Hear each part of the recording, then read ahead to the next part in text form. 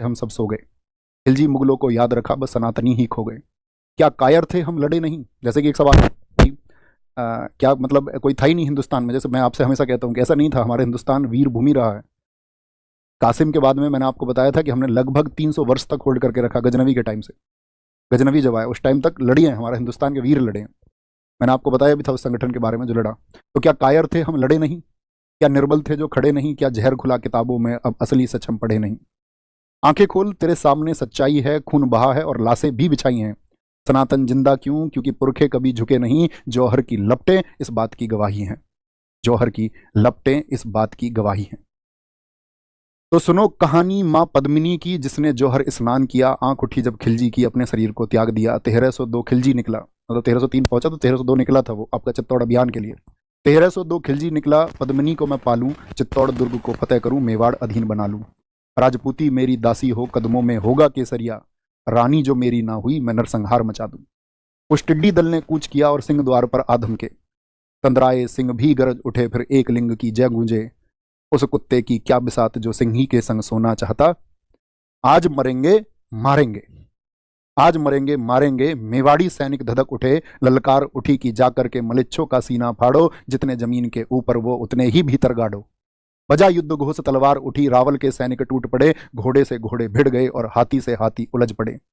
पेट के अंदर छुरा भौंका, हंतड़ियां झट से निकल बाहर और हाथ कटा, आंखें धरती भी लहू लूट।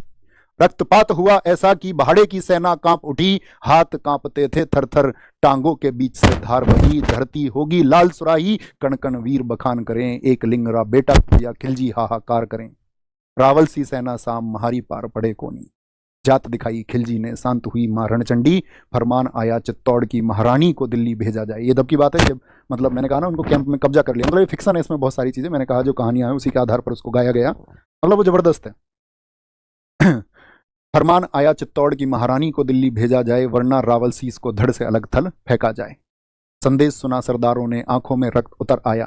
यहाँ पे एक शीर्षक आता है कि जो उस समय पर आपका गोरा थे वो मतलब शासन से थोड़ा खिन्न चल रहे थे, तो रानी पद्मिनी उनसे मुलाकात करती हैं और कहती हैं कि भाई अब तो मतलब राजपुताना की जो मर्यादा है उसके लिए लड़ने की बात है। तो वो कहते हैं मतलब खुद को तुच्छ बताते, कहते हैं जब आप नरेंद्र मिश्र जी की कविता सुनोगे तो उसमें जिक्र आएगा उनका, उसको सुनना और महसूस करना वहां पर।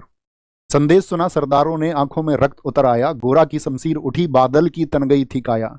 बोले रानी सा आज्ञा दो, छाती पे चढ़ के नाचेंगे। जितने भी आएंगे एक एक करके काटेंगे। दिल्ली पहुंचा दूत, बोला पद्मिनी मिलने राजी है। 700 दासियां संग लिए सुल्तान से मिलने आती हैं। उछल पड़ा सुल्तान जगह से, उछल पड़ा सुल्तान जगह से। खुशी का कोई ठोर ठिकाना ना रहा। महल सजा दो, इत्र लगाओ, मिलन की वेला आई है। मिलन की वेला आई है। और डोलों में तो वीर छुपे थे, किसी को ना कोई शंका थी। खिलजी की छाती पर चढ़ के फूकनी उसकी लंका थी।